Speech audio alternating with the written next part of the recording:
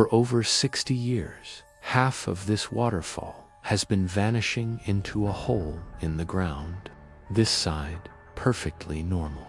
This side, gone, disappeared, into nothing. Scientists have tried everything. Dye tests, ping pong balls, GPS trackers. Nothing has ever come back out.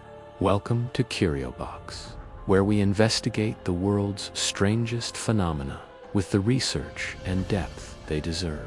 And today we're diving into one of North America's most baffling geological mysteries, a waterfall that defies explanation. If you're here for the first time, hit that subscribe button. We upload deep investigations like this every single week, and if you stick around until the end, I'll show you why this mystery might never be solved. Now, let's go to Minnesota.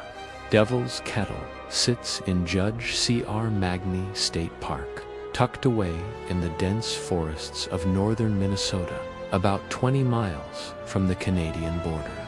To reach it, you hike roughly a mile along the Brule River, a waterway that's been carving through billion-year-old volcanic rock for millennia. The falls themselves aren't particularly tall, about 50 feet. But height isn't what makes this place special. When the Brule River reaches this section, it encounters a massive outcrop of rhyolite volcanic rock formed over 1 billion years ago. And something unusual happens. The river splits in two. The eastern stream drops 50 feet in a conventional waterfall. Water crashes into the pool below. The river continues downstream, nothing mysterious. But the western stream pours into what's called a pothole, a smooth, cylindrical hole carved into solid rock, and completely disappears. It doesn't emerge on the other side. It doesn't bubble up somewhere downstream. It just vanishes. The park opened to the public in 1957. Named after Clarence R. Magney, a former mayor of Duluth who championed Minnesota's state park system. But the waterfall and its mystery had been known to locals long before that. Indigenous peoples in the area had stories about the falls. Early loggers who worked the Brule River in the 1800s noticed the strange split. But it wasn't until the mid-20th century that people started asking the scientific question that still haunts researchers today. Where is all that water going? Here's what makes this truly baffling.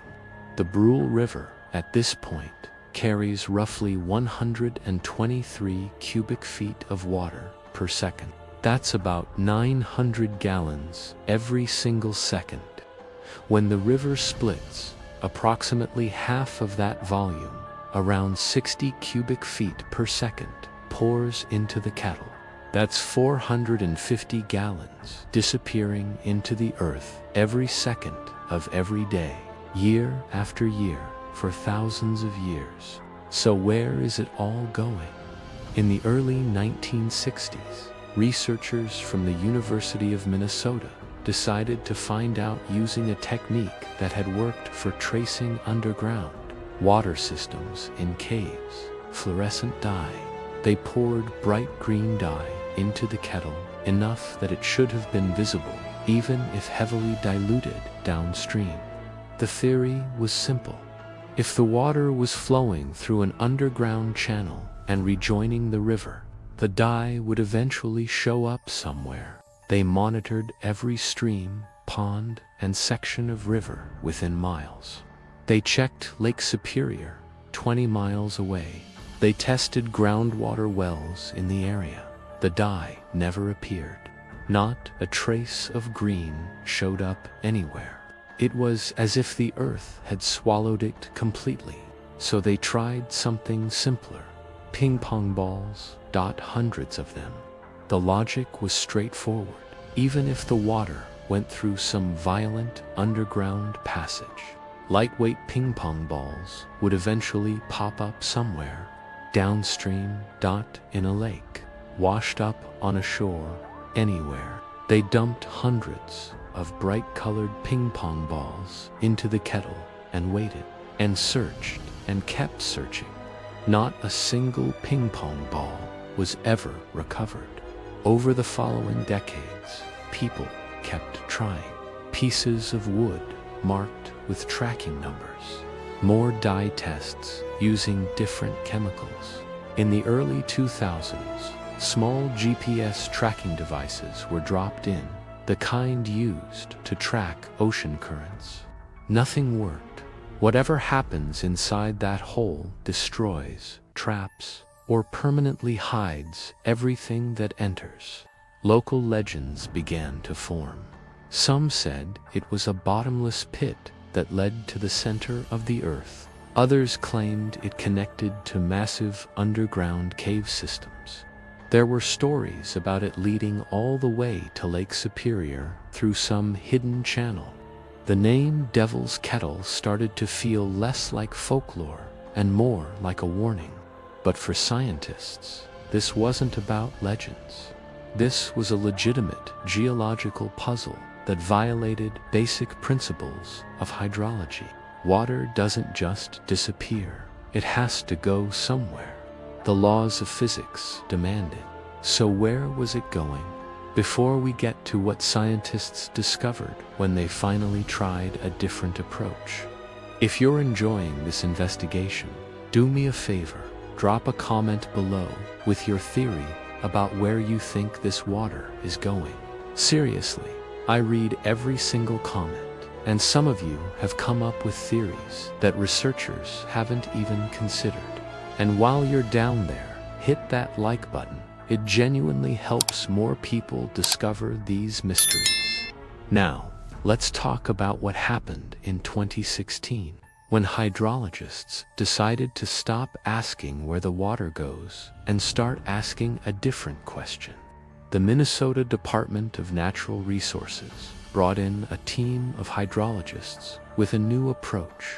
Instead of trying to trace where the water went, they would measure how much water was in the river before and after the falls. The logic was elegant in its simplicity. If the western stream truly disappeared into some void or distant location, the river downstream should have roughly half the volume it had upstream. But if the water was somehow rejoining the river underground through a hidden channel, the volumes should match.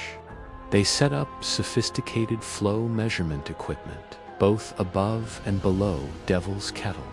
They came back during different seasons. Spring melt, when water volume was highest. Late summer, when it was lowest. Fall and winter, to account for different conditions. Over multiple visits, spanning months, they carefully calculated the cubic feet per second flowing through the river at both measurement points. Their findings surprised even them. The volume of water downstream matched almost exactly the volume upstream. The difference was within the margin of measurement error. We're talking about variations so small they could be explained by equipment, limitations, or natural fluctuations in river flow. According to the data, virtually all the water that went into Devil's Kettle was showing up in the river downstream. Their conclusion was clear. The water must be flowing through an underground channel in the rhyolite bedrock and rejoining the main river below the visible surface, likely through an underwater outlet, impossible to see from above. As for why dye and ping-pong balls and GPS trackers never emerged, the researchers proposed that the kettle acts like a natural rock grinder. Think about what's happening inside that hole. Water is pouring in with tremendous force, 450 gallons per second, crashing into a confined stone cylinder. Rocks and debris tumble with it. The entire system creates a violent, churning environment, like a geological blender carved from billion-year-old volcanic rock. In those conditions, dye molecules could be broken apart at a chemical level. Ping pong balls could be shredded into fragments too small to identify. GPS devices could be pulverized against stone walls. Everything that enters gets destroyed before it has a chance to emerge downstream. Mystery solved, right? The water goes through an underground channel. Everything else gets ground to dust. Case closed. Not quite. Because while the 2016 study provided the most scientifically rigorous explanation to date, several significant problems remain. And these problems are what keep this mystery alive. First, and most obvious, the underground channel has never been found. If there's a passage large enough to carry 60 cubic feet of water per second, that's 450 gallons. Where is it?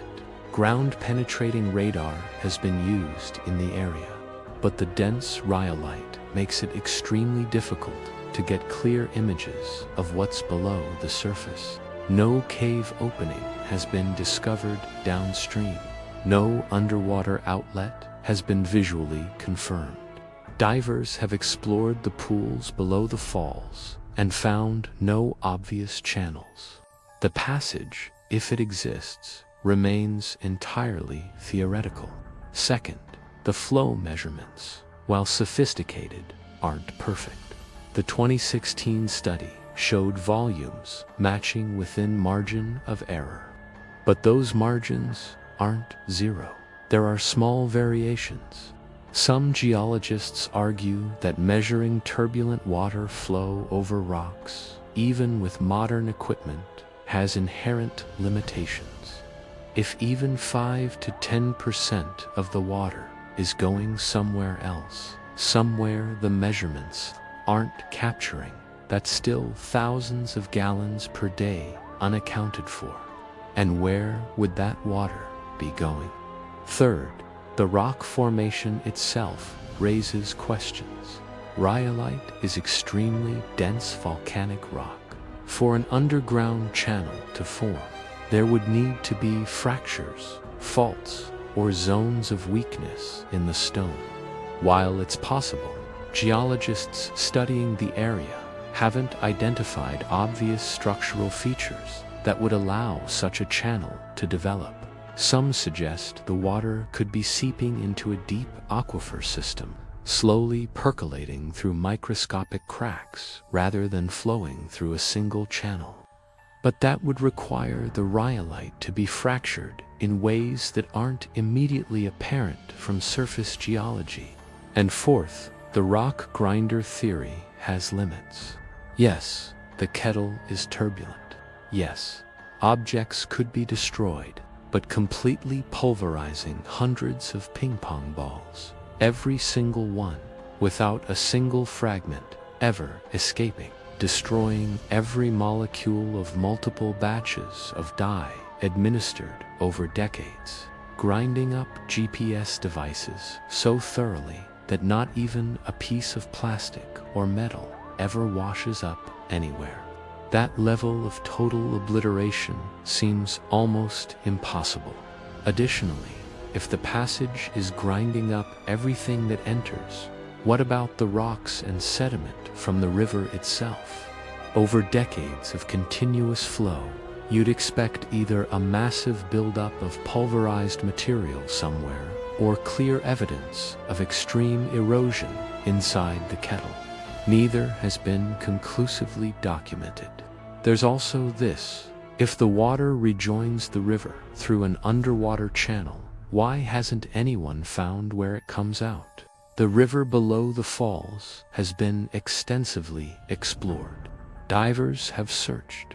Researchers have used underwater cameras. If there's an outlet, even a small one, releasing 450 gallons per second, it should create visible turbulence, temperature differences, or some detectable disturbance in the water. Nothing has been found. So here's what we actually know for certain. The Brule River splits at Devil's Kettle. The western flow enters a pothole in billion-year-old rhyolite rock. That water does not emerge visibly anywhere downstream. Flow measurements suggest the water volume downstream matches what goes in upstream within measurement error. No dye, no objects, no trackers placed in the kettle have ever been recovered. And here's what we don't know: the exact path the water takes underground. Whether 100% of the water actually rejoins the main river, or if some percentage goes elsewhere. Why tracers have never been recovered, not even fragments or traces. The geological mechanism that created this specific formation. Whether there's one large channel or multiple smaller pathways. What happens to debris inside the kettle over time? What makes Devil's Kettle truly fascinating isn't just that we can't trace the water. It's that, in an era where we've mapped the ocean floor in stunning detail, sent probes to the outer solar system, and can image geological structures miles underground, we still can't definitively answer a simple question about a waterfall you can drive to and hike to in an afternoon. It's a reminder that mysteries don't always hide in remote jungles or the deepest ocean trenches. Sometimes they're right there, in a state park in Minnesota, visible to anyone willing to make the hike. You can stand at the railing, watch thousands of gallons of water disappear into solid rock every minute, and know that despite decades of scientific investigation, despite all our technology and understanding, we still don't have a complete answer.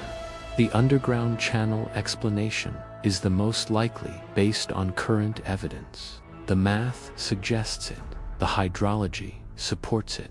But until someone actually finds that channel, maps it, proves exactly where the water emerges, and explains why nothing dropped into the kettle ever comes back out, Devil's Kettle keeps its secrets. There's something humbling about that. Something that reminds us that for all our scientific advancement, the natural world still has puzzles we haven't solved. And maybe that's exactly how it should be. So what do you think is really happening here? Is it an underground channel we just haven't found yet? A deep aquifer connection, slowly pulling water into the earth. Multiple small passages instead of one large one. Or is there something else we're missing entirely? Drop your theories in the comments below. I want to hear what you think. And if you enjoyed this deep dive into one of North America's strangest geological mysteries, make sure you're subscribed to CurioBox. We investigate phenomena like this every single week, going deeper than anyone else. Next week, we're looking at the 2,000-year-old computer found in a shipwreck, the Antikythera mechanism. Trust me, you won't want to miss it. Hit that like button if this made you want to visit Devil's Kettle yourself. And if you know someone who loves unsolved mysteries, share this with them. The Earth is full of secrets. Let's keep uncovering them together. I'll see you in the next investigation.